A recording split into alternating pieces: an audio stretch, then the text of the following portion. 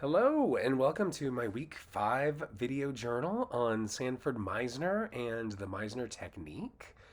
I found this week's information to be very useful. A lot of information, a lot of like tidbits that can definitely be used with teaching the Meisner technique or even independent of teaching the Meisner technique. I think they're just good acting tips to kind of remember.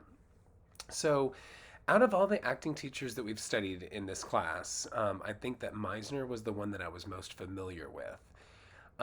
My exposure to Meisner goes back to my high school years in the late 90s in my high school drama class. And I remember our drama teacher having us do the repetition exercises. And I don't know if I actually benefit. I don't know if I actually like transferred the repetition exercises to my scene work or whatever we were working on at the time.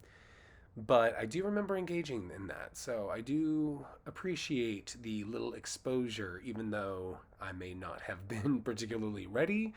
Um, I think the repetition is a little hard to to have people understand.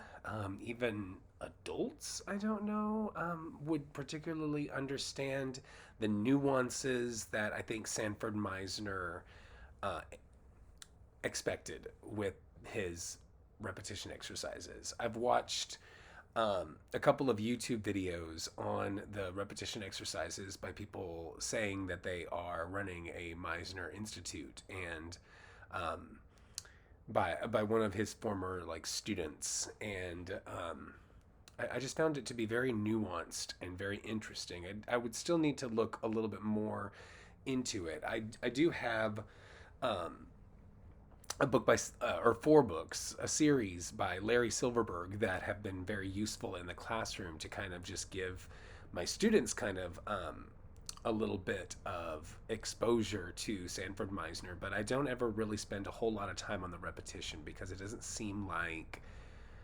um, that I even really know. I do know a little bit better now, and I'm curious to know more about it. Um, I do understand that the underlying um, thought behind repetition and the repetition exercises is to be authentically listening. And I think that if my students get that out of various repetition exercises, then I think that would be a benefit. That we need to explore ways to engage and be inspired by our acting partner. I thought that that was one of the really interesting things about this theory is how outwardly focused it was on um, the other that we have in our scene, which I think is a wonderful thing to teach students, especially when they're doing monologues and they have an invisible other, but they do have another person that they're talking to, and they still want to be actively involved in that other and pursue the action towards that other with whatever objective they've got going on. A couple of the big um, quotable moments in the reading is acting is doing, which I think is just important to kind of repeat all the time, and behaving truthfully in imagined circumstances or imaginary circumstances. I think that that is a beautiful way to encapsulate the technique and the basics of acting. Um,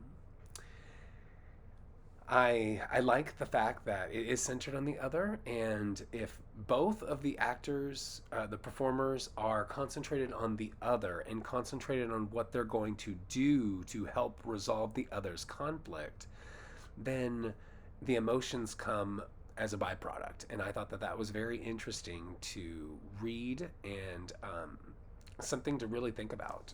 Um, I appreciated the section on playing the problem, which I think, like playing the ending, we could really get into a habit of playing the problem. So, the author's suggestion to look at the problem in a different way and look at the other person's conflict and how you can resolve it, I think is a very active way to get into the scene with your partner.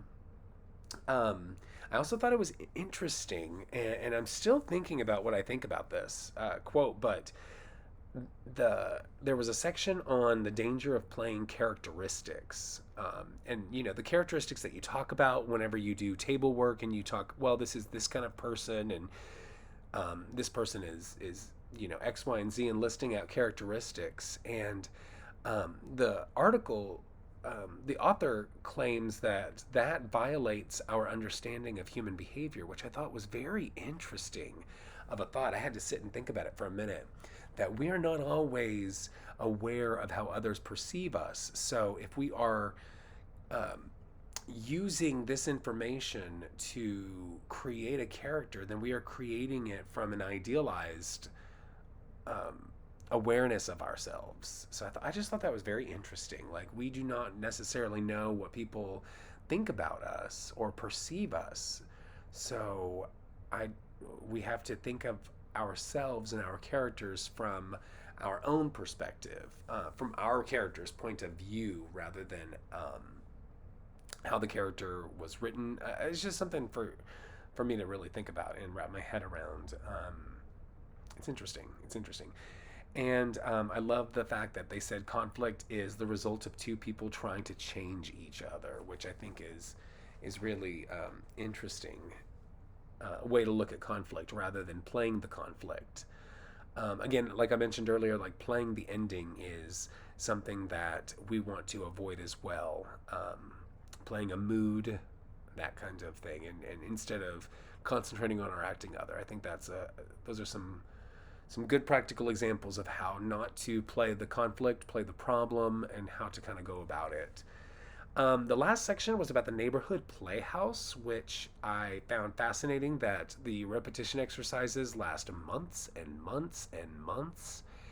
And if you can get through that and you're, one of the lucky third that get to be invited to the second year, um, then good on you, because I don't know how I would feel about all those repetition exercises.